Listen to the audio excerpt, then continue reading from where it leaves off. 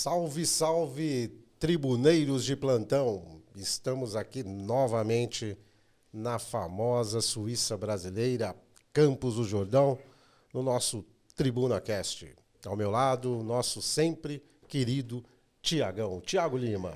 Fala, tribuneiros de plantão, maravilha! Novamente estamos aqui com vocês, podendo participar de mais esse grande dia também, Sérgio. Grande dia especial, com uma presença extremamente especial. Uma pessoa assim queridíssima por todos, tá? Principalmente aqui na cidade, aqui de Campos do Jordão.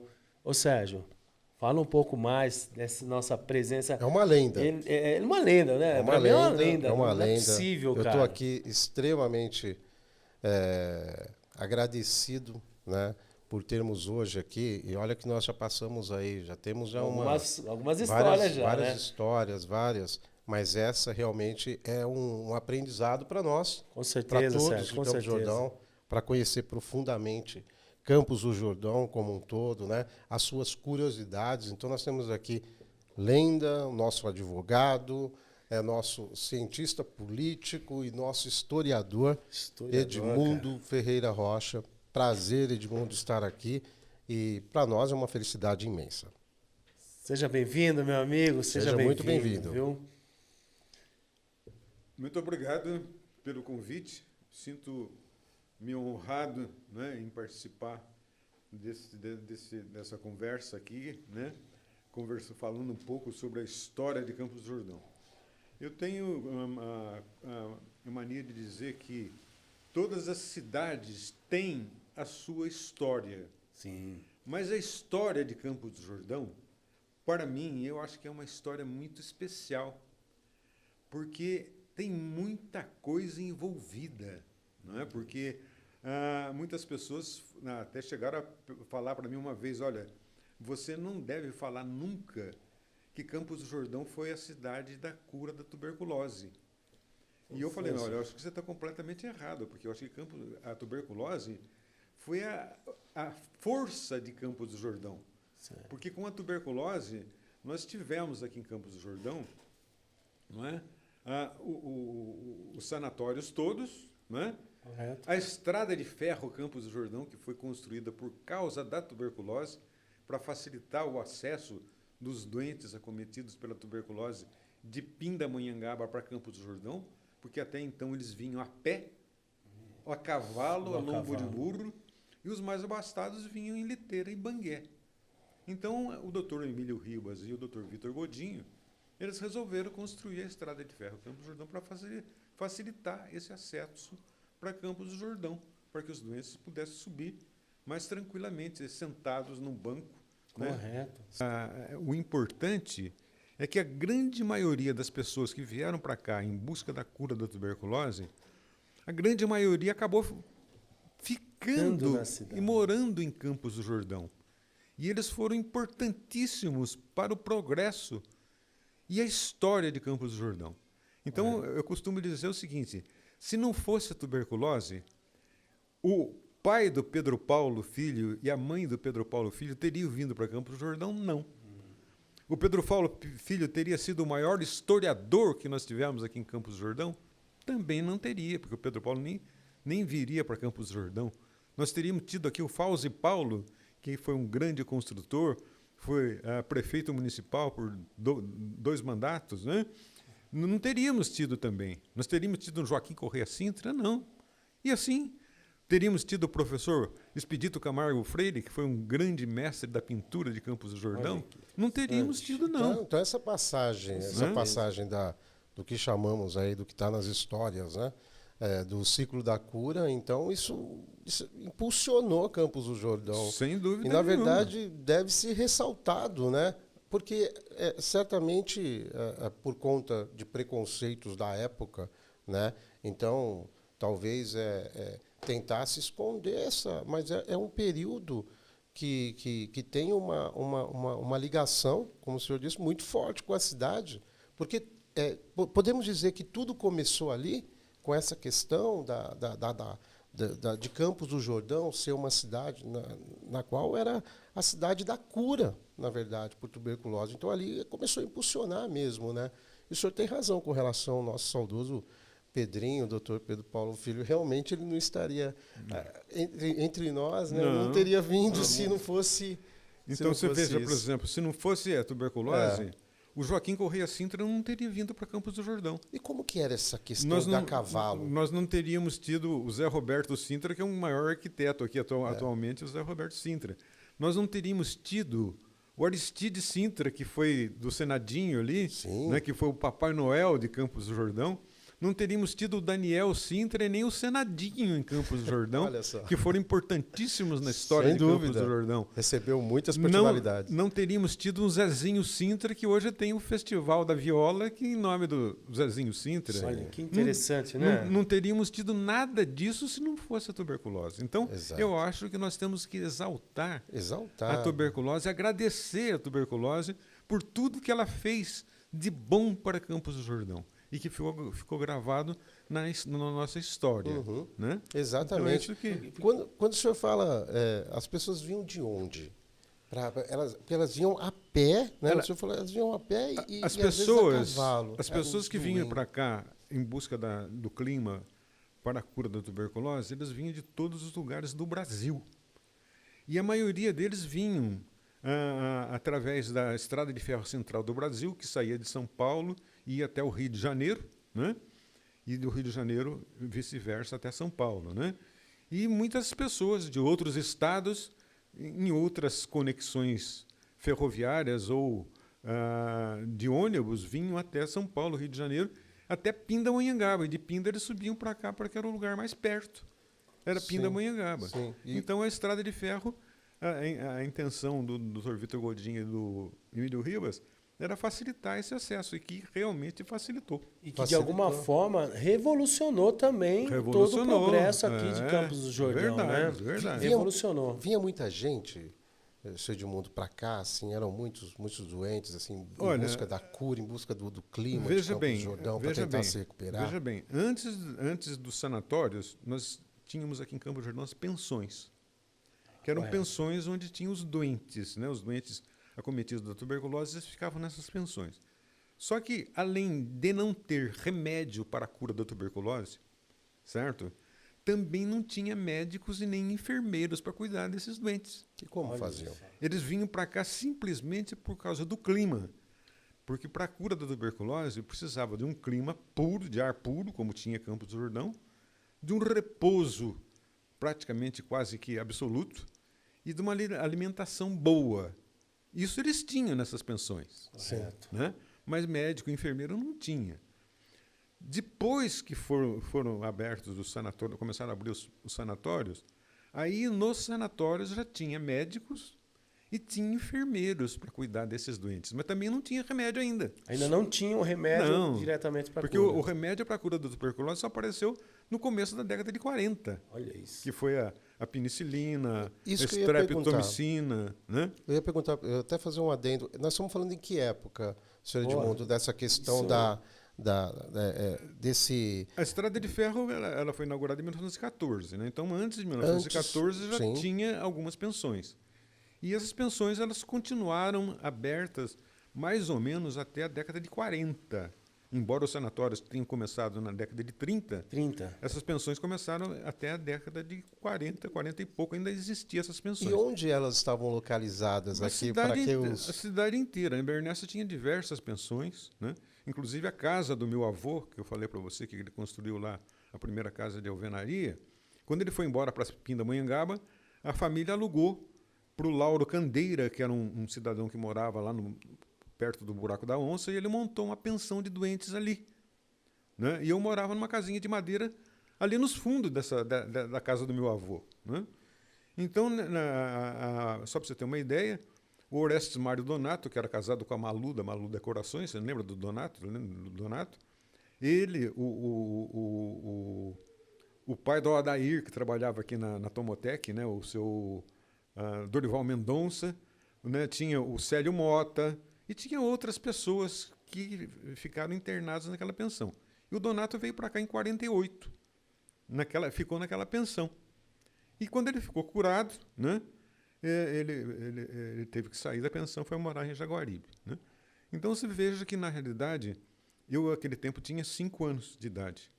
E eu andava no meio daqueles doentes para cima e para baixo, porque eles Olha moravam só. na pensão. Né? Naturalmente, sim. Naturalmente. Então, você veja aqui, graças a Deus, né, eu nunca tive problema de tuberculose, né? Nem problema pulmonar. Mas eu andava no meio deles. O Donato, naquela época, 1948, ele foi um dos grandes fotógrafos que nós tivemos em Campos do Jordão.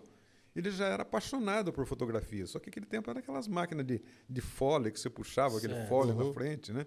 E ele gostava muito de tirar fotografia ali naquela área ali do Dom Bosco, tem aquela cachoeira do Dom Bosco, né?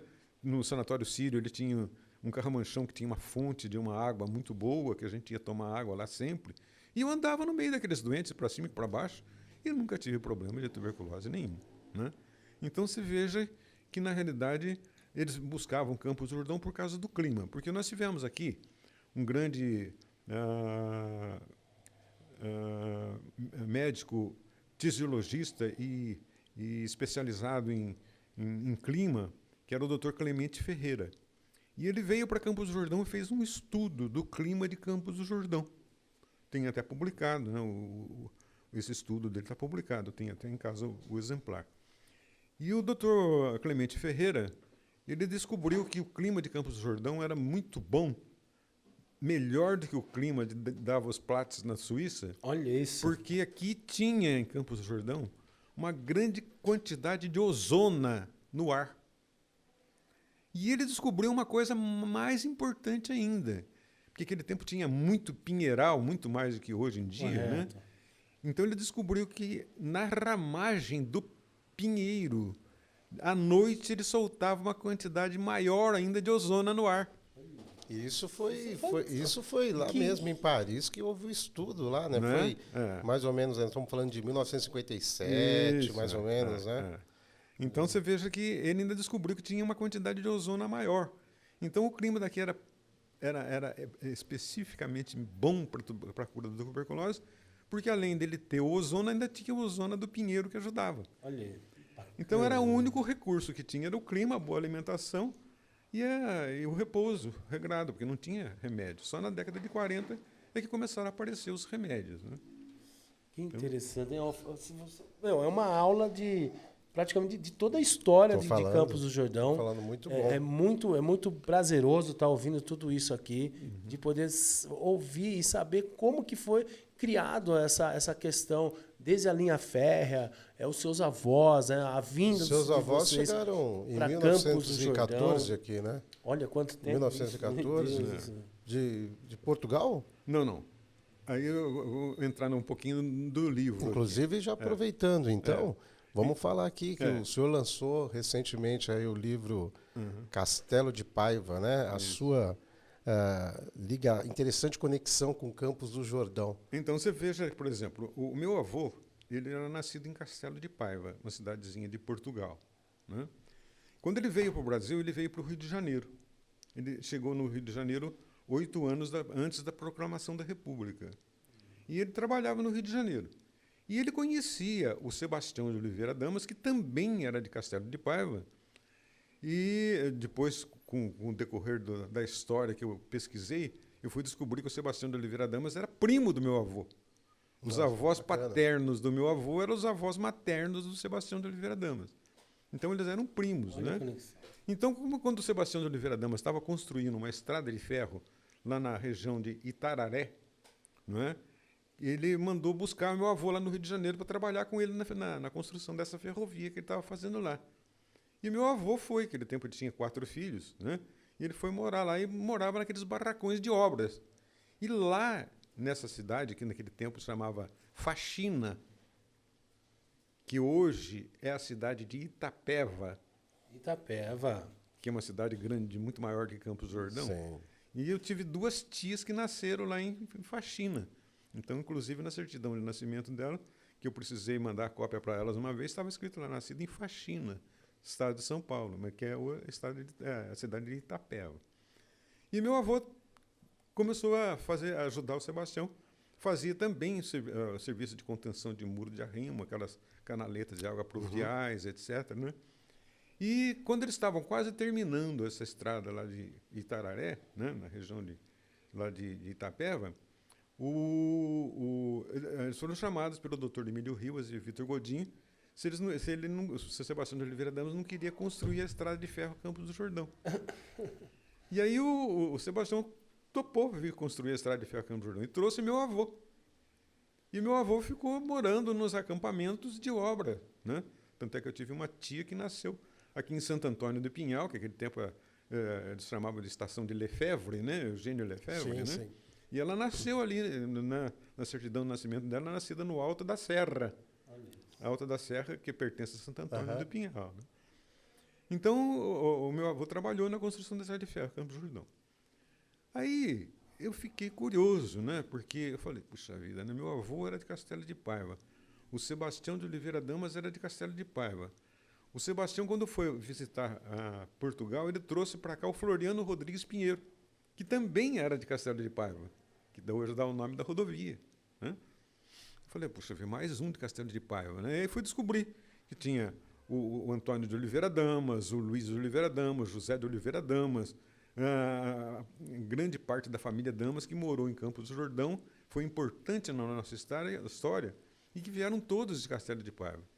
E eu descobri que nós tivemos, naquela época, no começo do século passado, 19 portugueses e portuguesas de Castelo de Paiva que moraram em Campos do Jordão e que foram importantíssimos na história de Campos do Jordão. Eu falei, eu preciso escrever isso daí. Pena que o meu querido e saudoso amigo Pedro Paulo Filho não estivesse vivo para que eu pudesse ter trocado ideias com ele, né? Ele pudesse até ter me ajudado muito na confecção desse livro. Sem dúvida, né? ajudaria. Mas ele, infelizmente, já tinha ido embora. Né? E tenho certeza que, se ele estivesse vivo, hoje em dia, ele ficaria muito feliz de eu ter feito esse livro e contado essa história. Né? Porque, queira ou não queira, o Pedro Paulo Filho é o maior historiador que já pisou em Campos do Jordão. Jamais vai existir outro que conheceu tanto a história de Campos do Jordão como foi o Pedro Paulo Filho. Maravilhoso. Tanto é que ele escreveu um compêndio de quase 900 páginas contando a história de Campos do Jordão. Interessante, interessantíssimo, Sérgio. É uma... Se pegar uma situação Pedrinho, eu tive prazer de sempre ir lá no escritório dele, ficar lá proseando lá e tentando saber alguma coisa mais. Nos últimos 10 anos da vida do Pedro Paulo Filho, eu sou amigo do Pedro, eu era amigo do Pedro Paulo Filho de muitos e muitos anos, né? E nos últimos 10 anos da vida dele, eu passava no escritório dele pelo menos 2 vezes por semana para bater um papinho com ele, com 5 minutinhos, 10 minutinhos, para trocar alguma ideia, mostrar para ele alguma fotografia antiga que eu tinha conseguido, né? Porque ele era um pouquinho mais velho do que eu. Muitas pessoas que estavam na fotografia não eram da minha época, era da época dele. Então ele me ajudava a identificar essas pessoas, né? Então eu tenho certeza que, se ele estivesse vivo, ele ficaria feliz. Certamente.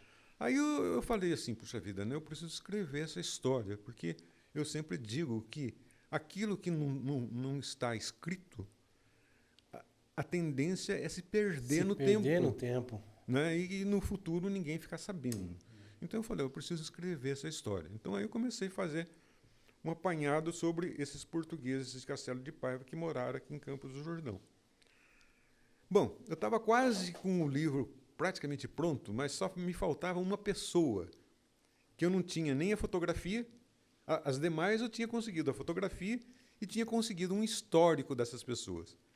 E me faltava uma pessoa que eu não tinha a fotografia e não tinha o histórico. A única coisa que eu sabia dele, que estava no livro do Pedro Paulo Filho, né, que o hotel, onde é o hotel, era o Hotel Montanhês, que foi o Palacete Olivetti, construído pelo Próspero Olivetti, né? E começou em 1919 e foi inaugurado em 1921. Né? Eu sabia que esse prédio tinha sido construído por um português que também tinha vindo de Castelo de Paiva, que era o Carlos de Oliveira Rocha, mas não sabia mais nada a respeito dele. Tanto é que eu ia fazer o livro com uma fotografia sem o rosto. E tinha até escrito embaixo, infelizmente não consegui a fotografia. Né? E ainda coloquei lá um capítulo nesse histórico dele, dizendo o seguinte, que a minha grande dúvida era a seguinte: como ele era Carlos de Oliveira Rocha, se esse Oliveira dele era parente do Sebastião de Oliveira Damas, ou se esse Rocha dele era parente do meu avô, Joaquim Ferreira da Rocha. Coloquei isso lá. Bom, Passou algum tempo, eu recebi um e-mail de um rapaz que morava em Pindamonhangaba, depois foi morar em Taubaté, e hoje ele mora nos Estados Unidos. E ele me mandou um e-mail perguntando para mim se eu tinha alguma notícia a respeito de Olívia Oliveira Correia, que era a bisavó dele, que tinha morado em Campos do Jordão. Aí eu falei, nunca ouvi falar, né? Olívia Oliveira Correia, nunca ouvi falar. Né? Aí passou uns dias, ele me mandou uma fotografia desse Carlos de Oliveira Rocha. Tá? E mandou, inclusive, uma fotografia do documento desse Carlos de Oliveira Rocha quando ele veio de Portugal para o Brasil. Então, ali eu tinha os dados deles todos, né? Dele todo, né? O nome dele, a cidade que ele nasceu, a data do nascimento, o nome dos pais. Aí eu fui descobrir que esse Carlos de Oliveira Rocha realmente era primo do Sebastião de Oliveira Damas, como eu estava perguntando se eu tinha essa dúvida, né? E era primo do meu avô, Joaquim Ferreira da Rocha. E essa Olívia, que era a bisavó desse rapaz, era irmã dele, que morou em Campos do Jordão também. Então apareceu mais uma. Então, um total de pessoas de Castelo de Paiva que moraram em Campos do Jordão foram 19. Então foi aí que eu escrevi. Comecei a escrever essa história. Agora, o decorrer da história que é interessantíssimo. Você veja, por exemplo, essa Olívia de Oliveira Correia, que era irmã desse Carlos de Oliveira Rocha, que no fim era prima do meu avô e prima do Sebastião, sabe quem ela era? Ela era mãe da dona Anita, que morava na Vila Albertina, que tem até o nome dela na rua Anita de Oliveira. Né? Sabe quem era essa dona Anita? Ela era mãe do Aércio do Açougue. Que maravilha, grande Aércio. Eu fui amigo do Aércio durante 50 anos e não sabia que ele era meio primo meu. Que bacana. E outra coisa, essa dona Olívia, além de ser mãe da dona Anita, que era mãe do Aércio, do Plínio e de outros, né, dos parentescos lá do Aércio, ela era mãe também da dona Palmira Correia, que era casada com o seu Ilídio Gonçalves, que era um que tinha um açougue no mercado, que é o pai desses rapazes que tem essas farmácias aí, Droga da Gente, não sei o quê, né? Esses rapazes ali. Com certeza. Né? A Farmagente, né? Farmagente. O Tiago. Né? Tem então, toda a galera. O Elídio. Grande leitor da tribuna, sempre manda aí umas mensagens. Um abraço para ele. Todos os filhos do seu Elídio eram netos da dona Olívia, né? E queira ou não queira, eram primos, assim, meus, longe também, né? Então você veja que aos poucos a gente foi descobrindo as coisas, né? O Efraim, você conhece o Efraim Diniz, né? A Nilza, que é casada com o Efraim, é filha da dona Palmira também. Então a Nilza também é minha prima. Você conhece aquele rapaz que trabalha na prefeitura, o Edson Pena? Edson Pena. Ele toma conta hoje daquela banquinha sei quem é, ali perto do Santander do Santander, ali na Banca Bernense. O avô dele, o Manuel Correia, também era parente do meu avô. Uma belíssima conexão. O pai dele trabalhou muitos anos na carpintaria da marcenaria Incos, lá de Jaguaribe, né? Era um grande marceneiro, um grande carpinteiro. Né? Então eu fui descobrindo aos poucos essa história. Então eu resolvi registrar. E tudo isso. Tudo no livro. Né? Elaborando o livro, foi se descobrindo. Foi descobrindo. Tudo. Olha, que bacana. Quanto tempo durou aí para a conclusão desse maravilhoso livro aqui? Que eu comecei a mexer nessa história para escrever o livro faz uns 8 anos, 9 anos, né? Mas nos últimos 2 anos, praticamente, é que começaram a aparecer todos esses detalhes. Uhum. Né? E conta um pouco aí do seu avô aqui em Campos do Jordão, como é que eram as atividades, o que fazia, nossa, pessoas assim que conheceu naquele tempo, naquela época. O meu avô, na realidade, como eu falei para você, ele chegou aqui em 1914, né? E ele comprou aquela chácara ali na Bernessa, onde depois que ele morreu foi vendida para as Irmãs do Sagrado Coração de Jesus, onde montaram o Assiso, né, que era das Irmãs do Sagrado Coração de Jesus, e hoje aquele Bodas de Canaã. Né? Então, ali, ele morou ali durante muitos anos. Né? E meu avô, na realidade, a especialidade dele era construção. Ele era entendido em construção, obras, né, que ele fez os muros todos de arrimo da estrada de ferro, as canaletas, etc. Então, ele mandou fazer aquele muro, na chácara que está lá até hoje, está com quase 100 anos aquele muro. Ainda nunca imaginei aquele muro, Sérgio, ter. Eu passo ali todos os dias, né? E você vê que é uma construção, é uma estrutura, meu, fenomenal. Agora, sabendo que aquele muro tem 100 anos, meu irmão, é inacreditável. Realmente, é uma... Realmente. Ouvindo o senhor, assim, eu fico tentando assim voltar, né? Tentando imaginar como que era aquele tempo. Nós estamos falando de 1914. Sérgio, olha isso. O que que tinha em Campos do Jordão, Sérgio Edmundo? O que que tinha nesse período aqui? A Bernécia devia ter umas 30 e poucas casas naquela época, né? Tudo casas de madeira, de pessoas que moravam aqui em Campos do Jordão. O Mercadão já existia praticamente nessa época? O Mercadão não. Mas ali naquela parte, então, era só moradias mesmo, só algumas casas. O primeiro mercado, na realidade, ele existiu mais ou menos onde está o fórum hoje. Certo. Né?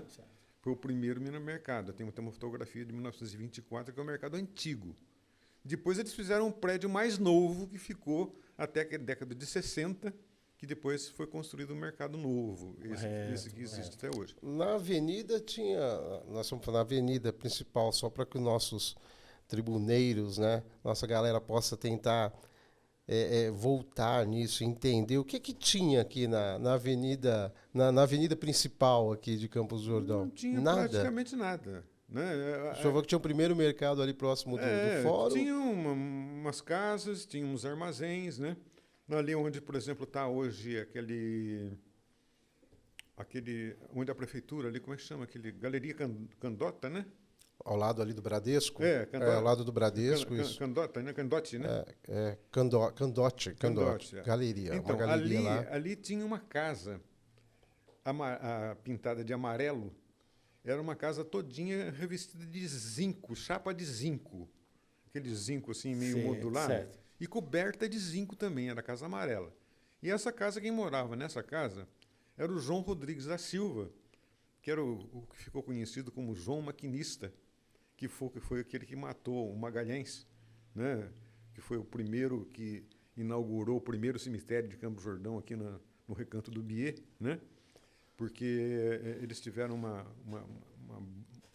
encrenca muito grande, né? Porque esse Magalhães era um engenheiro agrônomo que veio fazer uma demarcação aqui antes do RID, da Fazenda Natal. Veio fazer antes do RID. E ele começou a fazer a demarcação das terras, e ele começou a invadir um pouco as terras do João Rodrigues da Silva, que era conhecido por João Maquinista. João Maquinista, mas não tinha nada que ver com estrada de ferro. O maquinista dele era de máquina de moecana, de fazer tijolos aqui no baú, né? E o maquinista foi reclamar para ele que ele tinha invadido as terras dele.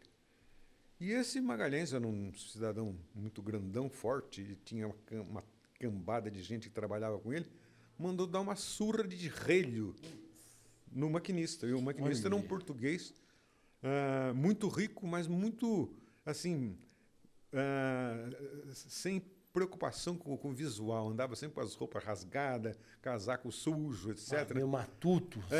Mas ele era muito rico, tinha muito dinheiro. Mas era um homem muito sério, né?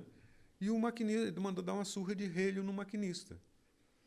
E o maquinista falou para ele, olha, a próxima vez que acontecer isso, eu vou te matar. Né? E o que aconteceu?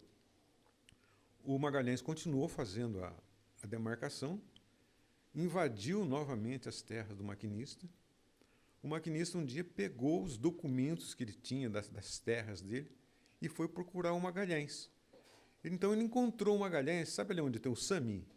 Sim, sim. Aquela esquina de trás do Sami, ali onde tem um estacionamento ali, mais ou menos ali. Aquele tempo não tinha nada, era só terras, né? Tinha um córregozinho que passava por ali e tal. E ele encontrou com o Magalhães ali. E ele foi armado com uma carabina, o João Maquinista. E ele chegou para o Magalhães e falou para ele, olha, Magalhães, eu vim falar para você que eu trouxe aqui os documentos que eu vou te mostrar que eu sou o dono dessas terras. Quando aconteceu a primeira surra que o Magalhães mandou dar no maquinista, e o maquinista falou que a próxima vez que acontecesse ele ia matar o Magalhães começou a usar colete de aço naquela época. né? Medo de levar um tiro. Medo de, né? É, Já então, estava- quando o maquinista encontrou o Magalhães ali nesse pedacinho ali, atrás do SAMI, ali naquela ruazinha, próximo daquele estacionamento, o maquinista falou para ele: "Eu vim te mostrar os documentos."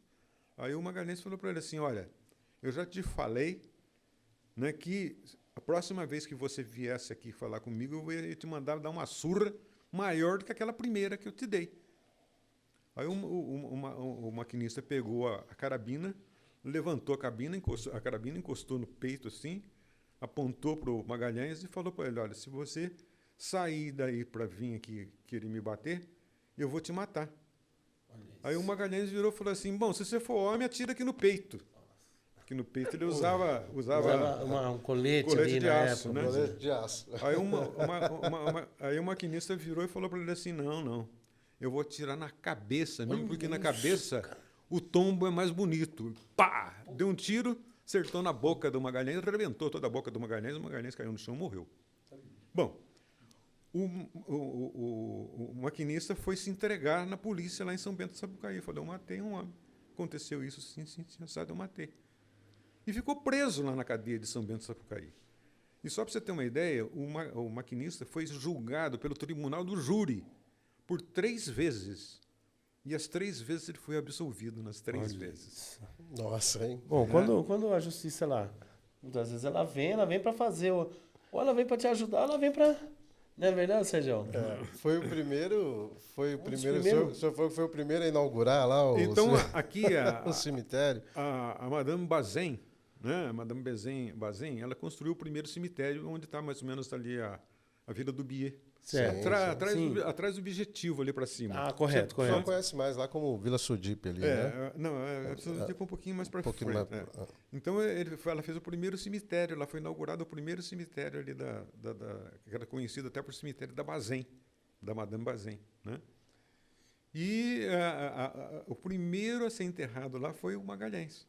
E Que colocaram até uma interessante. placa lá dizendo assim: "Aqui jaz Dr. José Magalhães, brutalmente assassinado por João Rodrigues da Silva." Tinha placa, eu cheguei Tinha a ver. placa dizendo. Tinha placa sobre o acontecimento da história ali. Eu cheguei a ver essa placa lá com meu pai quando eu fui lá uma vez, mas infelizmente até hoje não consegui ninguém que tenha tirado uma fotografia daquilo Olha lá, isso. né? E então isso daí, né? Então você veja que o maquinista era uma pessoa muito rica, ele morava nessa casa que eu falei para você, que era revestida de chapa de zinco, a linha Bernécia, né? E esse maquinista tem uma historiazinha muito interessante também, que vale a pena contar. O meu avô estava construindo fechando um terreno. Sabe onde tinha a Ética, a drogaria Ética ali na Bernécia?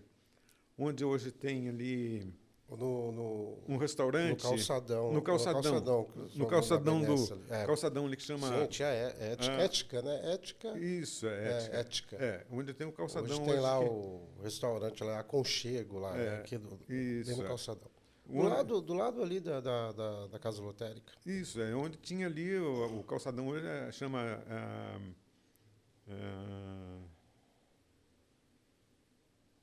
Atala Ain. Atala Adib Ain. Que são donos ali da esquina. Da esquina ali, do tempo, né? Onde tinha o Jorge Ain. Jorge Ain, grande Jorge Ain. O Issa, que morreu agora recentemente. Issa, exato. Então, o meu avô estava construindo uma cerca, né, com moirões de concreto para fechar um terreno ali do lado. E o maquinista veio e conhecia muito meu avô, era muito amigo do meu avô. Eu já tinha sido libertado do crime, né? Ele foi libertado 3 vezes, né? Pelo Tribunal do Júri. E ele parou ali para conversar com meu avô, né? Os dois eram portugueses, né? Só que o maquinista não era de Castelo de Paiva. E ele tirou o casaco dele, todo mundo falava do casaco dele, que o casaco dele era tão sujo que se botasse de pé ele parava. Né? Então ele pegou o casaco dele e pendurou num daqueles moirões que meu avô estava fazendo e continuou batendo papo com meu avô. Bom, aí conversaram lá uns 20 minutos e ele falou para meu avô: "Eu vou embora." E foi embora para a casa dele, que era essa casa de zinco amarela que tem ali onde hoje é a Galeria Condotti, né?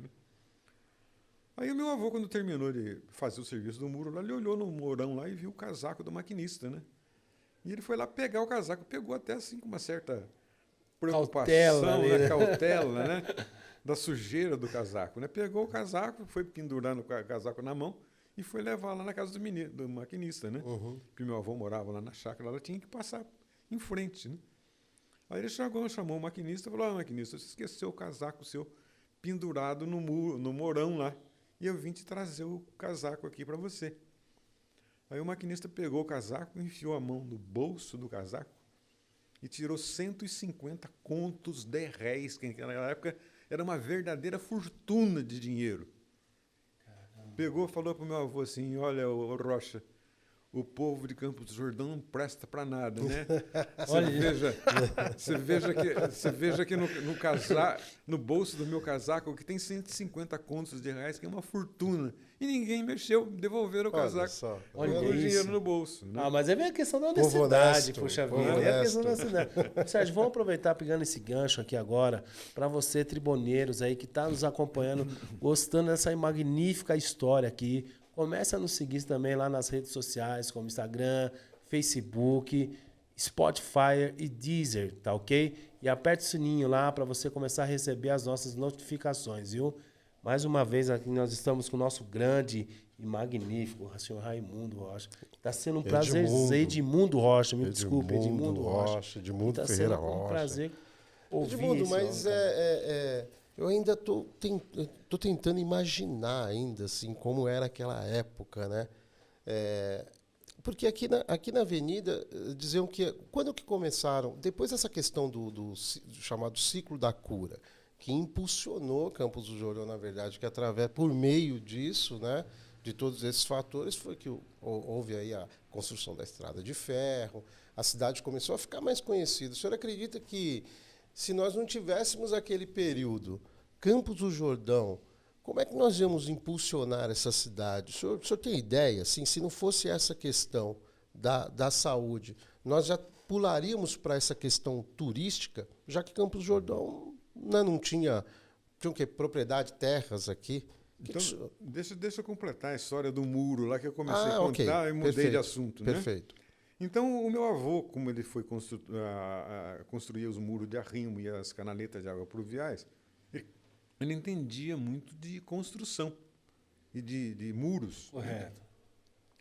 O Floriano Pinheiro, que veio de Portugal e que trabalhou na construção dos pilares da ponte metálica do Paraíba, onde passa o bonde lá, aquela ponte metálica grande lá, e ele que construiu aqueles pilares, eles tinham uma experiência em pedras muito grande, tanto é que eles eram chamados de canteiros. Canteiros pelo seguinte, porque a arte de trabalhar com pedra é a cantaria, né? Cantaria. Então, ao invés de chamar de pedreiro, eles chamavam de canteiros, mas na realidade é o nosso pedreiro de hoje em dia, né? E o Floriano tinha muita experiência em construção de muro. E além disso, tinha aqui em Campos do Jordão o pai do Caldeira, um Caldeira que é engenheiro. Grande Caldeira. O avô dele, né, que era o pai do Marcos Dama Caldeira, que tem aquela praça ali onde é a Telefônica, Marcos Dama Caldeira. E o avô do Caldeira era uma especialista em construção também, especialista em muros. Então o meu avô contratou o seu Caldeira para construir aquele muro. Então, com a experiência do meu avô, com a experiência do Floriano Pinheiro em muros e do seu Caldeira, eles fizeram esse muro que está lá em pé até hoje. Então, essa é o histórico daquele muro, por que ele está até hoje. Foram 3 pessoas que praticamente eram especializadas em construção de pedra que construíram aquele muro que está lá até hoje. Né? Então, você perguntou agora... Sobre, voltando lá à questão do chamado ciclo da cura, inclusive está nos livros do Dr. Pedro Paulo Filho, né, que ele narra bem isso. Teria outro meio de impulsionarmos Campos do Jordão? Será que Campos do Jordão ia ficar tão conhecido? Uma vez uma pessoa me perguntou uma coisa e eu fui conversar com o Pedro Paulo Filho e falei: Pedro Paulo, hoje me fizeram uma pergunta que eu vou dizer para você qual foi a pergunta e vou dizer para você qual foi a resposta que eu dei para essa pessoa. Ele falou: qual a pergunta que fizeram para você? Eu falei: olha, uma pessoa perguntou para mim quando começou o turismo em Campos do Jordão. E eu disse para as pessoas o seguinte, que no meu entender, o turismo em Campos do Jordão teria começado já na época da tuberculose, quando a estrada de ferro Campos do Jordão já tinha sido inaugurada e que as pessoas vinham ser internadas nas pensões e nos sanatórios, e nos finais de semana os familiares vinham para Campos do Jordão Para visitá-los. vinham de trem até Pindamonhangaba e de Pindamonhangaba subia no bondinho para Campos do Jordão para visitar os seus parentes que estavam internados aqui. Certo, Então certo. eu acho que o turismo começou naquela época, porque as pessoas que vinham para cá viam aquela paisagem maravilhosa da serra nossa aqui subindo pelo bondinho. Sim, pelo jeito tem uma conexão em tudo isso, sim. Isso. E falava para todo mundo, você precisa conhecer Campos do Jordão, com aquelas paisagens maravilhosas. Aquele ar puro, né? É, aquele ar puro. Então as pessoas começaram a ter a curiosidade de vir a Campos do Jordão, já não para visitar os seus doentes, talvez muitos não tivessem nem doente aqui em Campos do Jordão, né? Mas para conhecer. Vinham para conhecer as paisagens de Pra Campos do degustar Jordão. um pouco dessa nossa beleza aqui, Isso, né? aí respirar aquele ar puro, aquele clima maravilhoso de Campos do E Jordão. muitos naquela para época. morar, né? É. E muitos ficaram. E conhecer o inverno também, porque o inverno naquela época era terrível, né? Eu cheguei a pegar aqui 14 graus abaixo de zero na década de 50.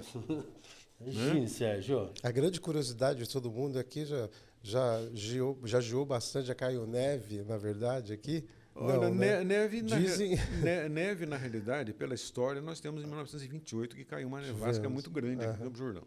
Depois disso, nós tivemos alguns floquinhos de neve muito pequenininhos. Sim. Na década de 60 mesmo, eu vi uns floquinhos lá em Capivari, que eu até pensei que fosse o vento que estivesse batendo na florada da pereira e derrubando aquelas pétalazinhas da flor da pereira, que é branquinha. Aí que eu olhei e não era, eram uns floquinhos Flocos de neve. de neve. Mas foi questão assim de 30 segundos. Fora isso, eu não vi, nunca vi neve aqui em Campos do Jordão. Mas na década de 28 eu tenho uma nevada muito grande. Tenho várias fotografias da nevada de 1928. Então você veja que as pessoas vinham para cá já para conhecer o clima de Campos do Jordão, as paisagens de Campos do Jordão, o inverno de Campos do Jordão.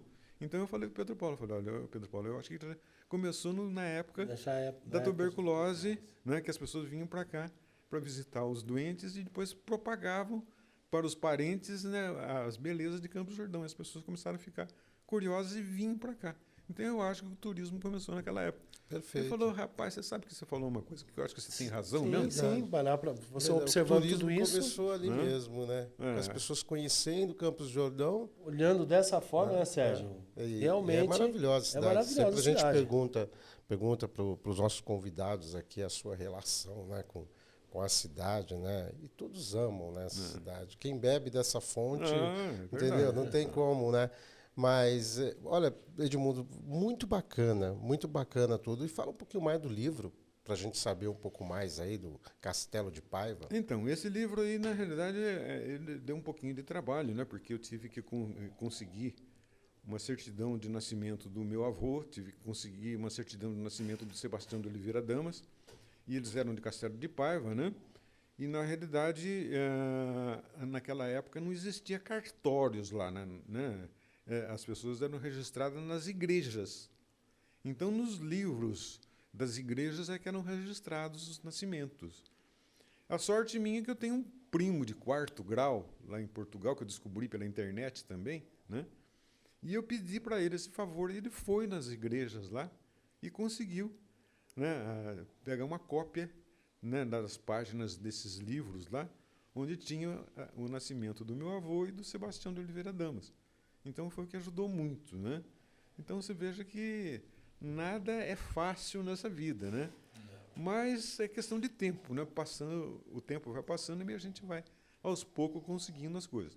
Eu até acredito, Sérgio, que esse livro tenha algumas falhas, né? Porque pode ser que no futuro eu vá descobrir outras coisas que seriam importantes estarem nesse livro.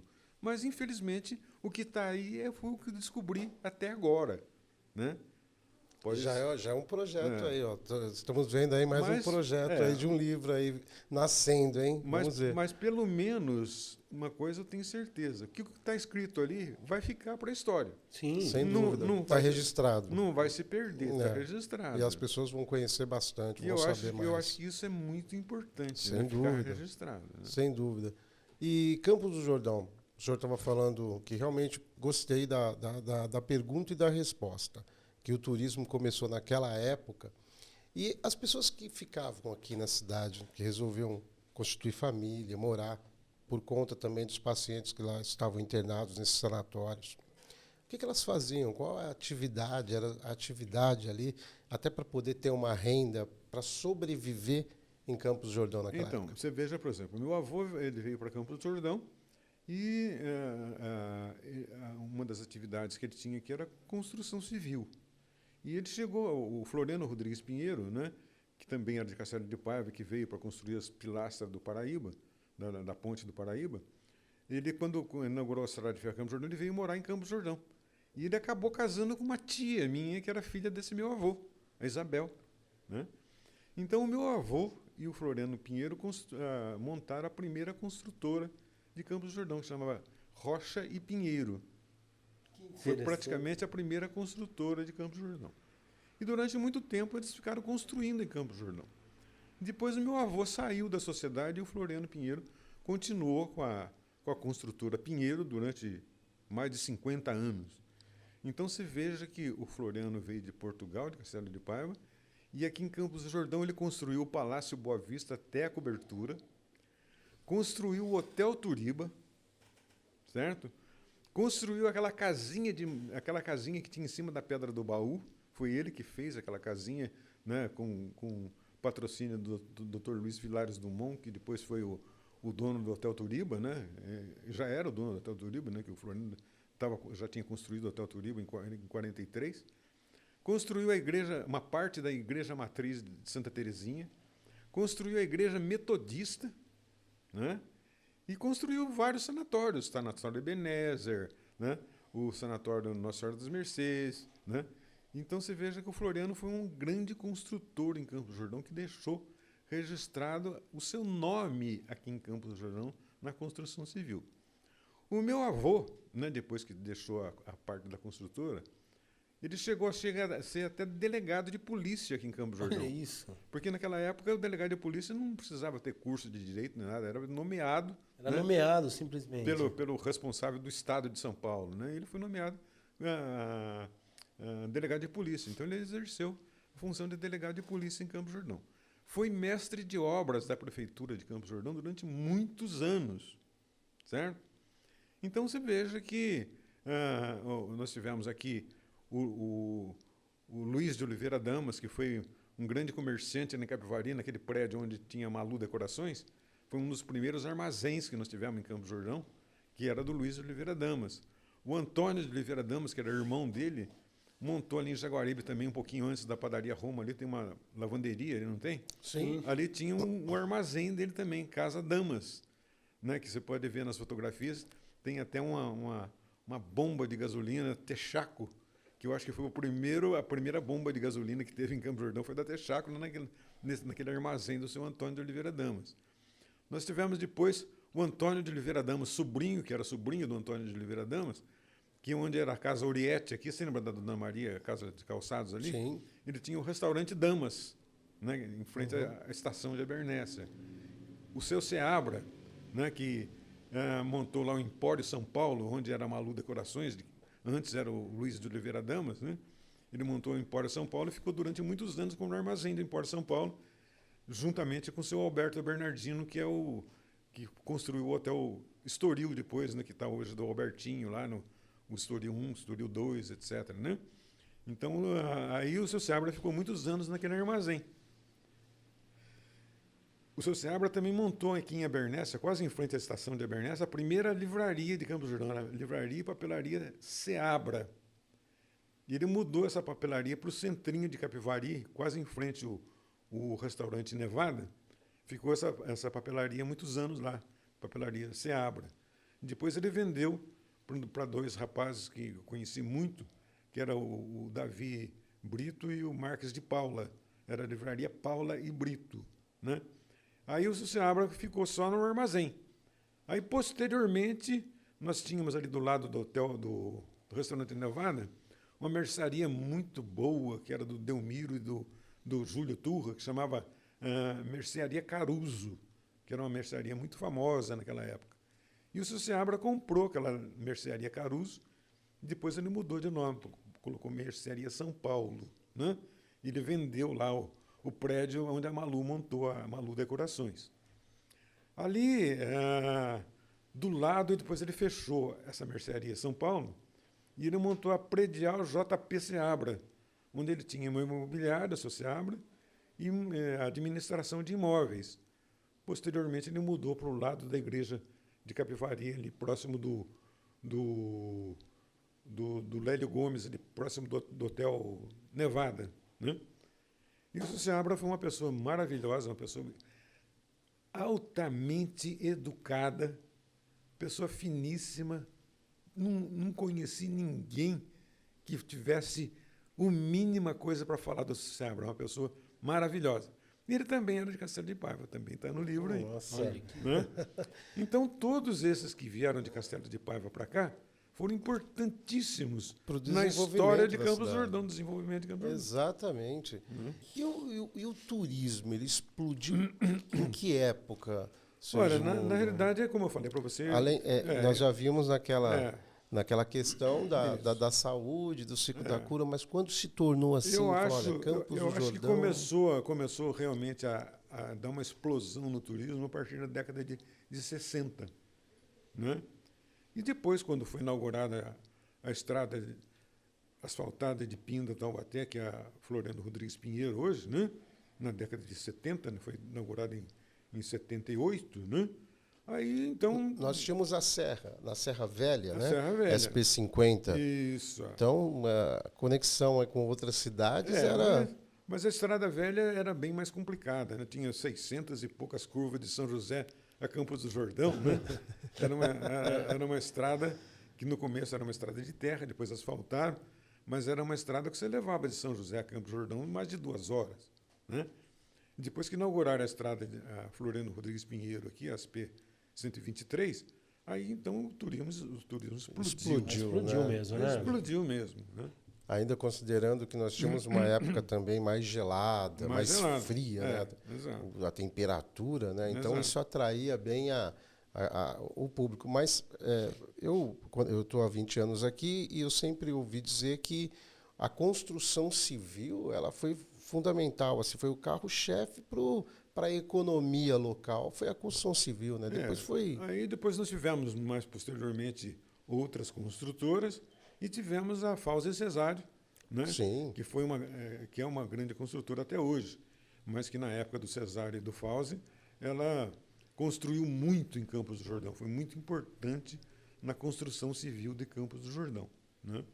Tinha o Sérgio Habitante, que era o mestre de obra, era um grande cara que eu conheci, o Sérgio, eu tinha 3 anos de idade, né? Um grande amigo, um saudoso amigo Sérgio Habitante, né? Era a pessoa que conhecia ele trabalhando de pedreiro, com a colher de pedreiro na mão, assentando tijolos, né? Mas era uma pessoa que conhecia tudo de construção, tudo. Garanto para você que o Fauzi Cesário, embora eles fossem engenheiro, tudo que dependia da construção, eles não faziam nada sem consultar o Sérgio Habitante. Sr. Edmundo, e hoje, como o senhor vê, o senhor que viveu tantos momentos, tantas épocas marcantes para a cidade de Campos do Jordão, atualmente, como o senhor enxerga a cidade em vários pontos? Se a gente puder falar aqui sobre a saúde, nós vamos ver que nós tivemos muitos hospitais aqui, né? E muitos fecharam também, por vários motivos, várias situações. O turismo teve uma época de muito glamour, né? E mudou também o perfil turístico. Em termos de infraestrutura, em termos de desenvolvimento, como o senhor... Nós fomos lá para 1914, né? Então a gente vem chegando, quando não tinham poucas casas. Aqui na avenida eram muitas malharias, né, que se formaram. Tinha a Italiana, Geneve, Enfim, como o senhor vê agora a cidade de Campos do Jordão?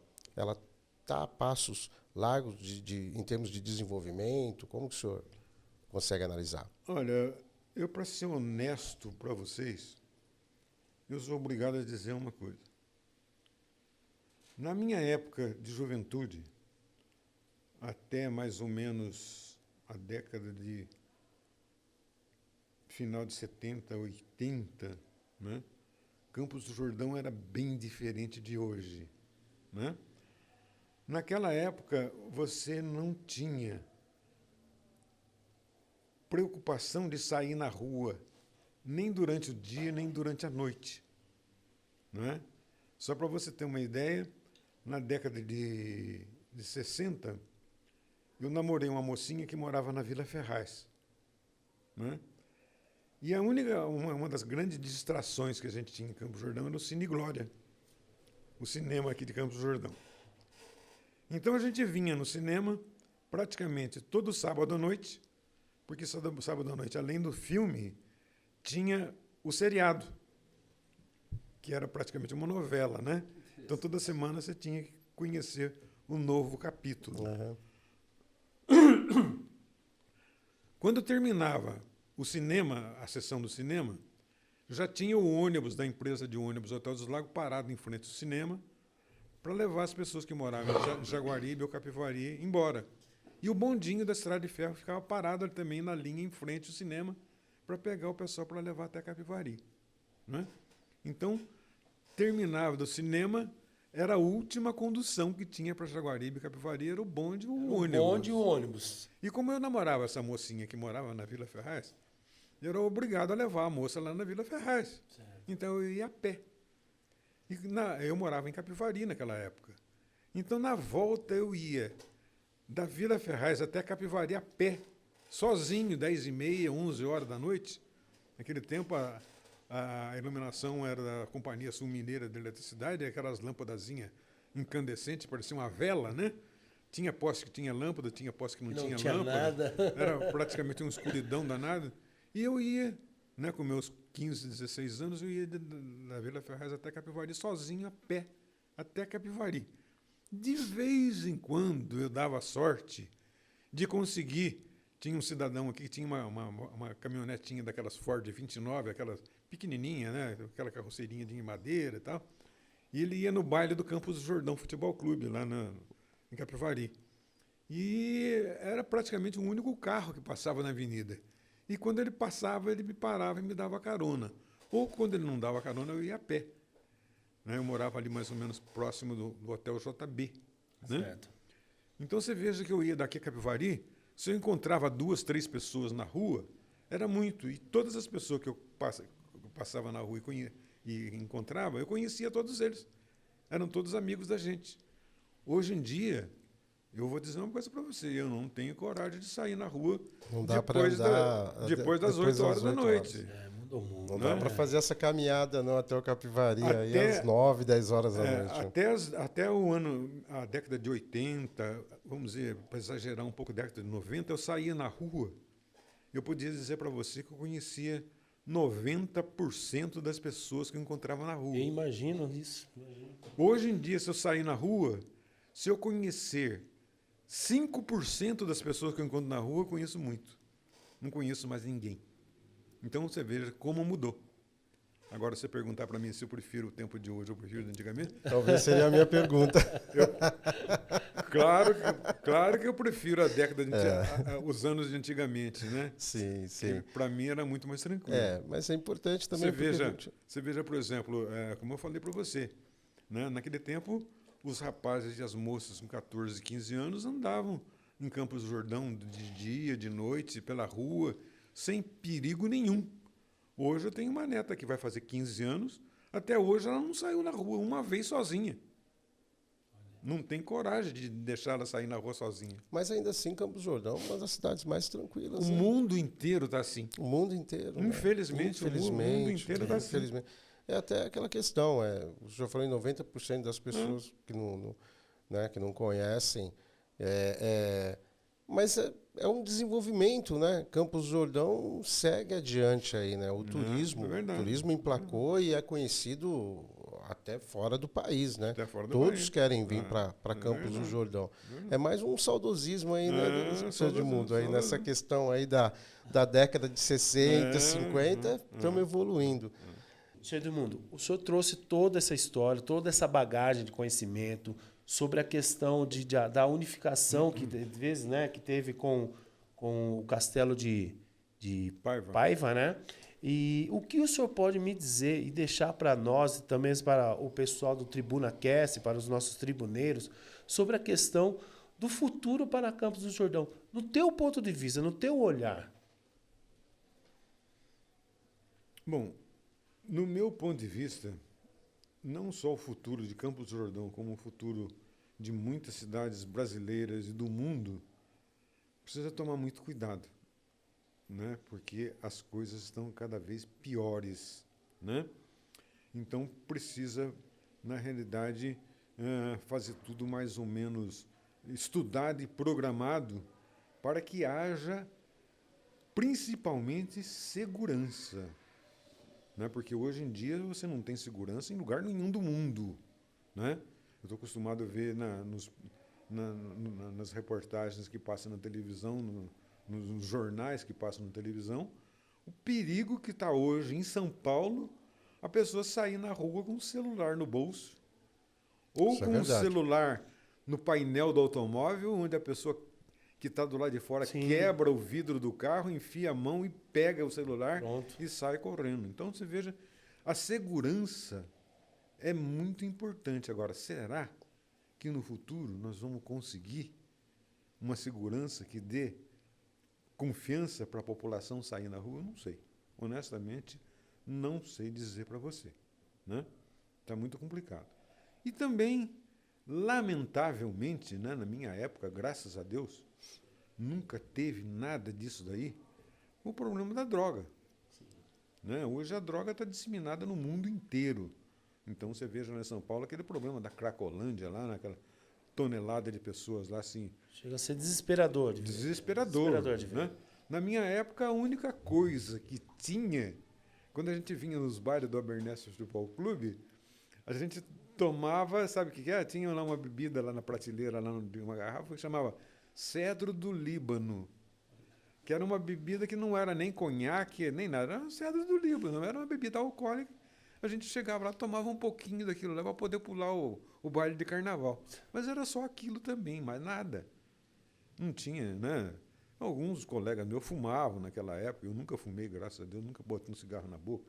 Mas tinha alguns que fumavam. Era uma época boa, né? Mas o senhor fala muito bem dessa época. Nós tivemos também, tem uma curiosidade, nós tivemos aqui, como é? Festa da maçã? Maçã.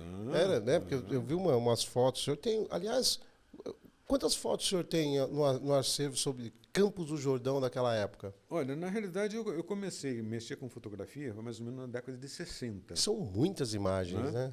E porque, como eu falei para você num determinado momento da conversa, o Donato era um grande fotógrafo, né? Ele andava, e o Donato chegou a morar na minha casa há uns 5 anos. E ele tinha um laboratório de fotografia dentro do quarto dele. Laboratório, né, aquela escuro, né, que ficava só com a lâmpadazinha vermelha, né? Então ele revelava filme, ele fazia cópias de fotografias, e eu ficava do lado dele ali aprendendo. E eu praticamente aprendi tudo de fotografia com o Donato. Né? E foi numa dessas, né, dessas imagens que eu vi. Inclusive me veio à mente aí que era um carro aberto, assim, desfilando. Festa da maçã, né? Tivemos o quê? O que nós tivemos aqui nessas, então você veja, tradicionalmente aqui, que era... Então você veja, por exemplo, eu comecei mais ou menos com fotografia na década de 60. Quando foi na década de 70, eu resolvi fazer uma coleção de fotografias. Aí tive uma grande decepção com a prefeitura municipal, que eu não vou nem contar agora, numa próxima oportunidade eu posso até contar. Então, eu realmente, foi no ano de 73, aí eu comecei e parei por causa disso daí. Aí, quando eu me aposentei na CESP, em 95, eu resolvi recomeçar essa coleção de fotografias, né? Aí eu visitei mais ou menos umas 200 famílias antigas de Campos do Jordão, que ainda existiam aqui, que tinha fotografias antigas, para conseguir cópia dessas fotografias. E o que aconteceu? Bom, muitas dessas pessoas eu pedia para me emprestar as fotografias para tirar a cópia que eu devolvia depois. Muitas pessoas falaram, olha, se desculpa, mas eu não vou emprestar para você, porque eu já emprestei para fulano uma vez, ele ficou de devolver e não devolveu. Então eu fico com medo de emprestar e não receber mais. Eu falei, não, mas se eu for levar, eu vou devolver, né? Não, mas você desculpa, mas eu não vou te emprestar. Então o que eu fiz? Eu pegava a máquina fotográfica, ia na casa dessas pessoas, botava as fotografias numa mesa e ia refotografando fotografia por fotografia. E mandava revelar os filmes e aproveitava e fazia cópia das fotografias. Então, você veja que, fazendo isso daí, as pessoas começaram a adquirir mais confiança em mim. Aí muitos já emprestavam as fotografias para eu levar em casa, e eu levava em casa e fazia esse trabalho com mais tempo, né? Enquadrava melhor a fotografia, focalizava melhor, né? Aí eu consegui, até mais ou menos no ano 2000, mais ou menos 9.000 fotografias antigas de Campos do Jordão, né? Desse jeito. Aí depois começaram a aparecer os scanners. Aí você escaneava a fotografia. Mais praticidade daí, né? Saía melhor, né? Aí eu comprei um scanner e emprestava as fotografias das pessoas e escaneava as fotografias em casa. Então, hoje em dia, né, isso eu comecei mais ou menos em 1973, depois recomecei em 95. Hoje eu tenho um arquivo de mais de 50.000 fotografias antigas de Campos do Jordão. E o senhor realiza exposições? Tem alguma... Olha, aonde o pessoal aí pode ver essas imagens? Eu fiz uma exposição, né, de 320 fotografias antigas, tamanho grande, que estão até aqui na Casa da Cultura, aqui onde o Benilson trabalha. Benilson, secretário Benilson Toniolo. Aqueles painéis que estão lá, foi eu que montei. Né? Maravilha. São meus aqueles painéis. E eu fiz uma exposição, até eu dei o nome de um fotógrafo que nós tínhamos aqui em Campos do Jordão, em frente à estação de Abernéssia, que era o Manuel Luiz Ferreira, que foi um grande fotógrafo que nós tivemos aqui em Campos do Jordão, desde a década de 1930 até mais ou menos 1970, nós tivemos o seu Manuel fotógrafo, que foi um grande fotógrafo, que até, por sinal, era o proprietário da casa onde eu moro hoje, que quando ele morreu, eu comprei dos filhos dele, né, e eu moro nessa casa. Então, eu dei o nome dessa exposição de Exposição Manuel Luiz Ferreira, em homenagem a ele, que era um grande amigo, né? E já fiz algumas exposições no Banco do Brasil, né? Fiz em Capivari, né? E hoje eu tenho no meu site, no www.camposdojordãocultura.com.br, eu tenho mais de 12.000 fotografias, né? No site, né? Todas elas com seu histórico, né? Muitas delas que têm pessoas, eu procurei identificar o maior número de pessoas possíveis, né? Como eu disse para vocês, que eu ia de vez em quando lá pedir para o Pedro Paulo me ajudar a identificar as pessoas mais antigas que não eram da minha época, ele me ajudava. Hoje em dia, eu não tenho mais ninguém que me ajude a identificar aquelas pessoas antigas, né? Então, mas eu tenho um acervo de fotografias antigas, beirando umas 60.000 fotografias antigas. Muita foto, Sérgio. Vamos trabalhar aí para organizar novamente aí umas exposições aqui para o pessoal saber, tanto as pessoas que vieram para cá para morar, né, que são de outras cidades, como para o jordanense mesmo, né? Conhecer um pouco da sua origem, né, de como houve esse boom no turismo, no desenvolvimento da cidade, sem deixar, obviamente, a questão do que foi Campos, do início de tudo, de Campos do Jordão, né, das pessoas, porque todos nós aqui temos uma conexão, até pessoas que estão de fora, que vieram morar aqui, têm uma conexão muito forte com essa cidade, que é maravilhosa, né, Edmundo? Essa cidade eu amo. Só para você ter uma ideia, né?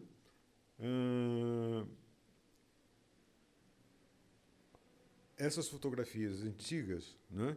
Hoje em dia já tem um programa que eu pago, inclusive, anualmente, que você pega uma fotografia preto e branco e você colore a fotografia, ela fica colorida, né? Olha só. E fica uma maravilha. Aham. Claro que o programa não reconhece, por exemplo, se você colocar uma bandeira brasileira verde e amarela, o verde pode sair azul, pode ser Sim. preto, né? Porque ele não sabe qual é a cor da bandeira brasileira. Mas a maior parte da roupa das pessoas ele dá uma tonalidade e que fica bonita, né? Então eu tenho muitas fotografias antigas que eu tenho colorizado e tem ficado muito bonitas, né?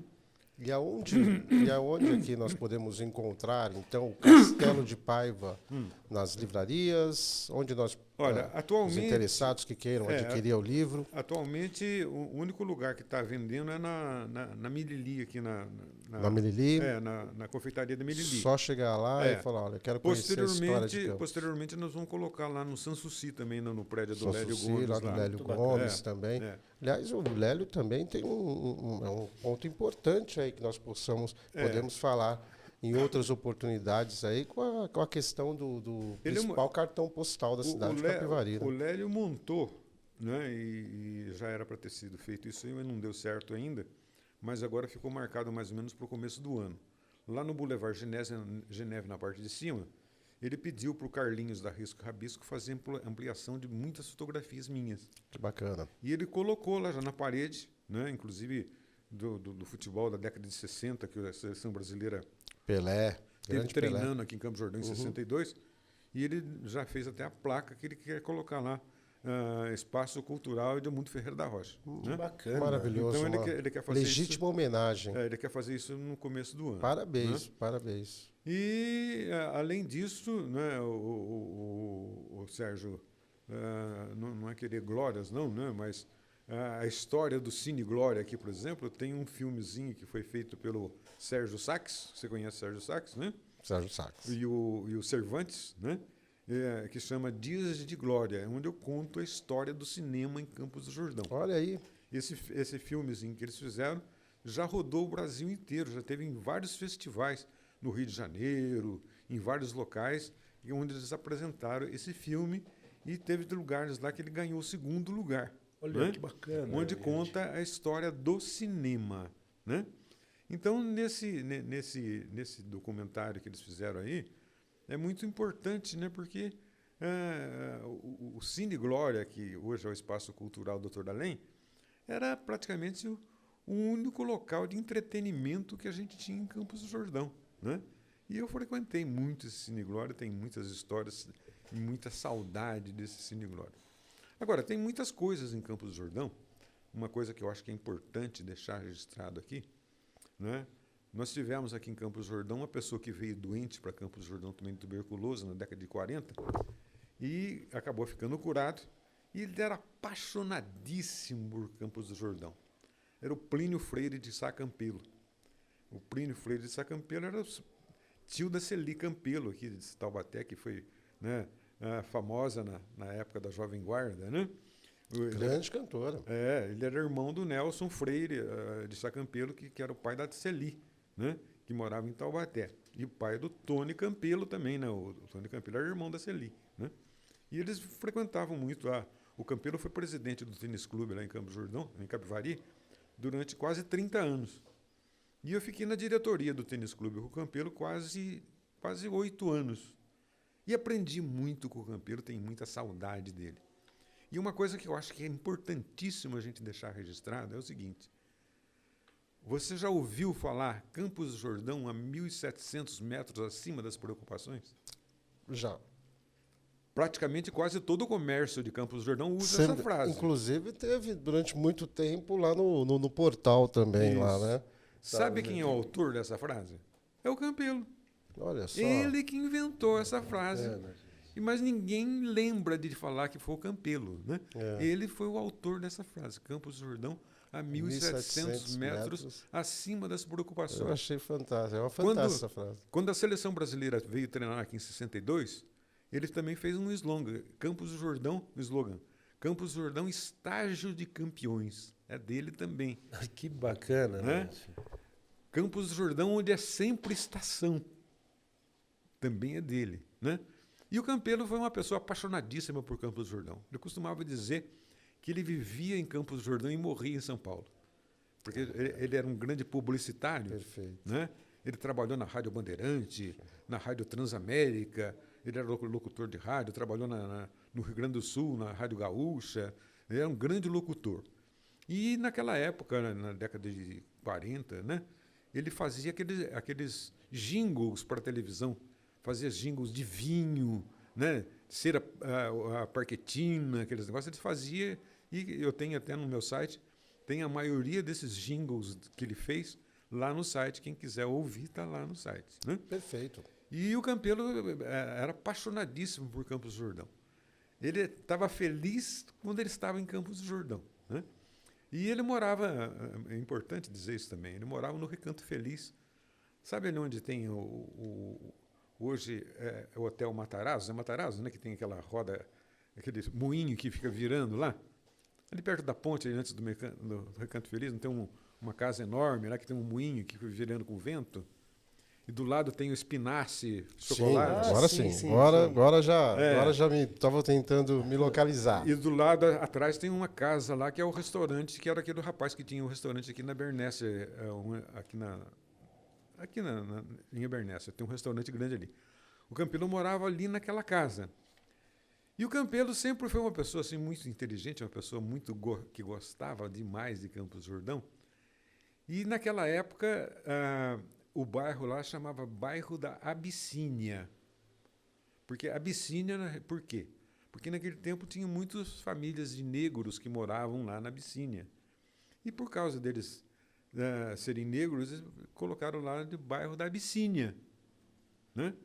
E o Campelo não gostava daquele nome Abissínia, não soava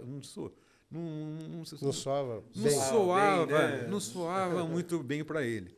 E no centrinho ali do Recanto Feliz tinha um armazém do seu João Siqueira, que eu conheci muito, que chamava Armazém Abissínia. E o Campelo um dia chegou para o seu João Siqueira, era muito amigo, né? Ele falou: João Siqueira, eu queria ver se eu fazia um negócio com você.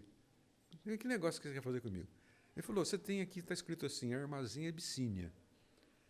Se você resolver trocar essa placa aí, colocar, por exemplo, Armazém Recanto Feliz, você trocaria? Ele falou: trocaria. Ele falou: então eu pago a placa para você e nós vamos trocar essa placa.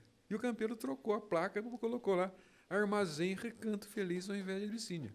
E com o passar do tempo, o bairro acabou sendo oficializado bairro do Recanto Feliz, que também é uma ideia do Campelo. Então você veja que importância que teve o Campelo na nossa história de Campos do Jordão também. Maravilha. Né? Nós tivemos aqui um prazer imenso. Nós tivemos aqui o grande historiador aqui, nosso querido amigo Edmundo Rocha, com um livro aqui, galera, ó, Castelo de Paiva, vale a pena, muito bacana. Eu já ganhei o meu aqui, obrigado, viu, seu Edmundo? Muito obrigado.